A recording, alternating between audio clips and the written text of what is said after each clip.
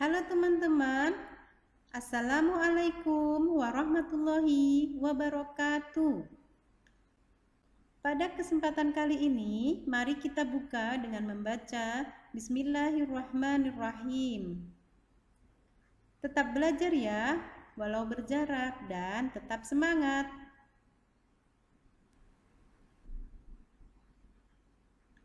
Pada kesempatan kali ini, kita akan belajar tentang perkembangbiakan hewan. Kalau minggu lalu sudah kita pelajari tentang perkembangbiakan tumbuhan, kali ini kita akan belajar tentang perkembangbiakan hewan.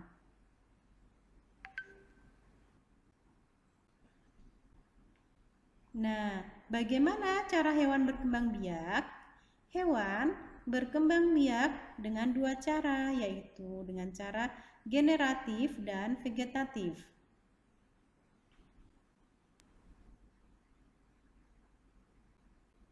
Kita pelajari dulu perkembangbiakan hewan secara generatif, yaitu perkembangbiakan yang melibatkan induk jantan dan induk betina.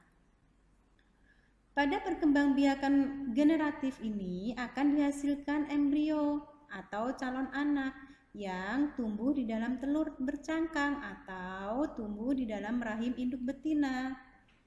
Ada 3 cara dalam perkembangbiakan generatif, yaitu dengan cara bertelur atau ovipar, melahirkan atau vivipar, dan bertelur sekaligus melahirkan, disebut dengan ovovivipar.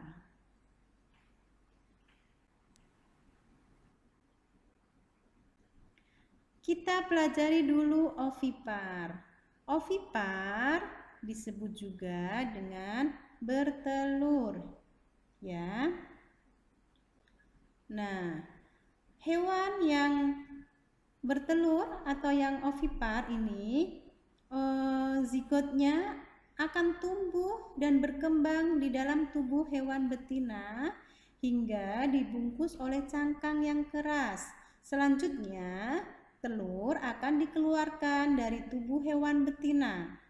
Nah, hewan-hewan yang berkembang biak dengan cara bertelur ini, contohnya adalah ada ayam, burung, katak, dan kita lihat siapa lagi yang termasuk kelompok hewan ovipar. Di sini ada penyu, ada ular kobra, kupu-kupu, burung merpati, burung angsa, dan juga komodo, ya. Mungkin nanti kalian bisa lihat di sekeliling kalian hewan apa yang termasuk hewan ovipar, ya.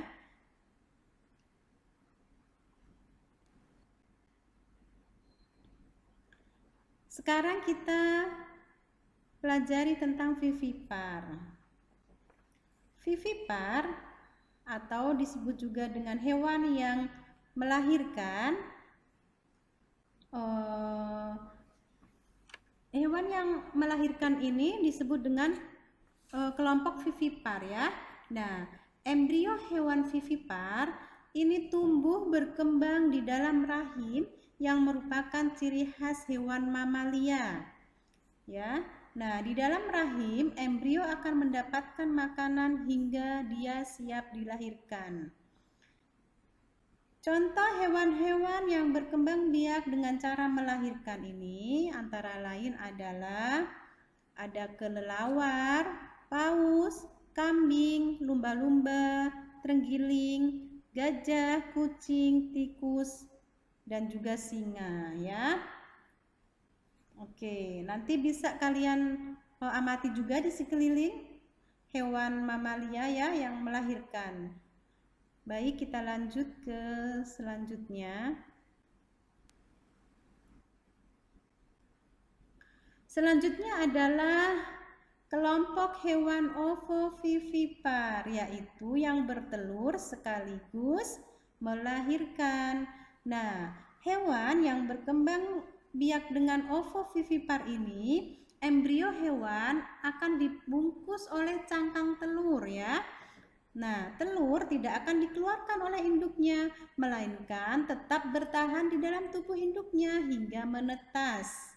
Jadi, telur ini akan menetas di dalam. Nah, anak hewan yang dikeluarkan dari tubuh induk betina seperti melahirkan. Jadi, dia yang dilahirkan berupa anak, bukan telur lagi ya.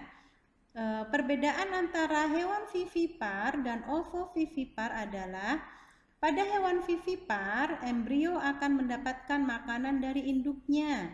Sedangkan pada hewan ovovivipar, embrio ini tidak akan mendapatkan makanan dari induknya, tetapi dari dalam telur yang mengandung cadangan makanan. Nah, kita lihat contoh hewan yang termasuk ovovivipar ya. Oke, kita lihat di situ ada ikan hiu, ikan pari, kemudian kadal ya. Kuda laut juga termasuk ovovivipar.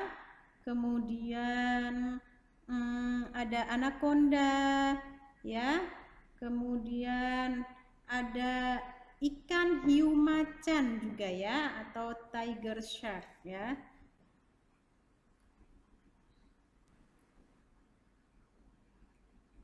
Oke, kita lanjut ke perkembangbiakan hewan secara vegetatif.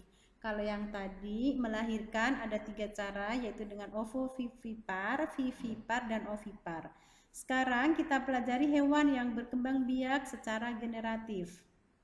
Nah, perkembangbiakan hewan secara vegetatif ini merupakan perkembangbiakan tanpa adanya perkawinan, yaitu yang hanya melibatkan satu induk saja ya.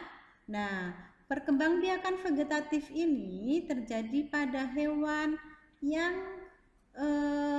tingkat rendah. Contoh hewan yang tingkat rendah itu seperti apa? Ya, seperti hidra, ada tumbuhan spon dan juga ubur-ubur ya. Nah, apa sih hewan tingkat rendah itu? Hewan tingkat rendah yaitu hewan yang tidak bertulang belakang serta hewan yang memiliki sistem pencernaan pernapasan dan peredaran darah sederhana.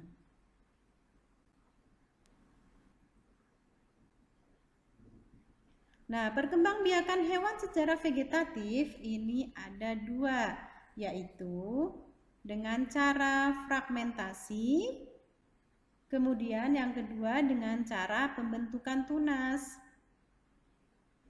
Dengan cara fragmentasi yaitu dengan memotong bagian tubuhnya menjadi beberapa bagian yang akan menjadi individu baru ya. Contohnya bisa pada cacing planaria. Kemudian yang pembentukan tunas ini, tunas akan tumbuh dari tubuh induk, kemudian melepaskan diri dan berkembang menjadi individu baru ya, kemudian menjadi individu dewasa.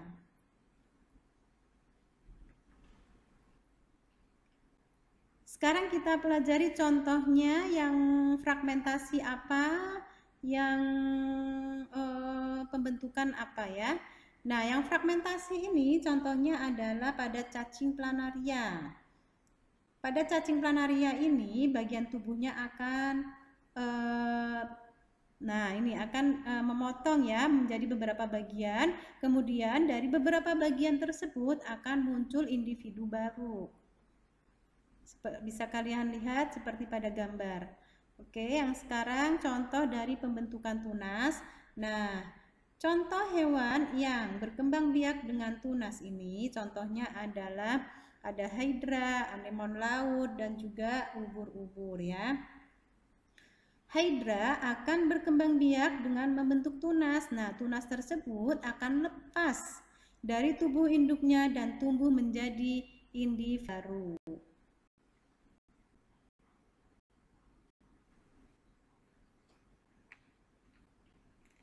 Ya, alhamdulillahirabbil alamin. Pada pertemuan kali ini cukup ya. Jangan lupa untuk bahagia dan juga belajar. Sampai jumpa lagi. Assalamualaikum warahmatullahi wabarakatuh.